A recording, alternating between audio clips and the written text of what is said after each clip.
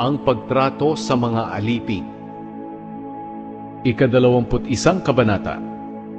Sinabi ng Panginoon kay Moises, "Ito ang mga tuntuning ipapatupad mo sa mga Israelita. Kung bibili kayo ng mga aliping Hebreyo, maglilingkod siya sa inyo sa loob ng 6 na taon. Pero sa ika-7 taon, lalaya siya sa pagkaalipin niya na walang babayaran. Kung binili niyo siya na wala pang asawa, at sa katagalan ay nakapag-asawa, siya lang ang lalaya sa ika-7 taon. Pero kung may asawa siya nang bilhin ninyo, lalaya rin ang kanyang asawa kasama niya. Kung binigyan siya ng amo niya ng mapapangasawa at nagkaanak sila, lalaya siya sa ika-7 taon.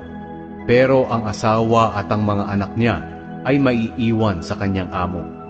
Pero kung sasabihin ng alipin na minamahal niya ang kanyang amo, ang asawa at mga anak niya, at hindi niya gustong lumaya, dadalhin siya ng amo niya sa presensya ng Diyos, doon sa may pintuan o hamba ng lugar na pinagsasambahan.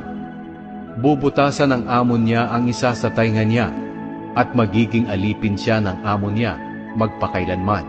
Kung ipagbibili ng isang tao ang anak niyang babae para gawing alipin, hindi siya lalaya sa ika-7 taon, kagaya ng lalaking alipin. Kung hindi masisiyahan ng amo niyang bumili sa kanya, pwede siyang tubusin ng pamilya niya dahil hindi pananagutan ng amo niya ang responsibilidad sa kanya. Pero hindi siya pwedeng ipagbili ng amo niya sa mga dayuhan. Kung ibibigay ng amo niya ang aliping ito sa kanyang anak bilang asawa, kailangan niyang ituring siya na anak niyang babae.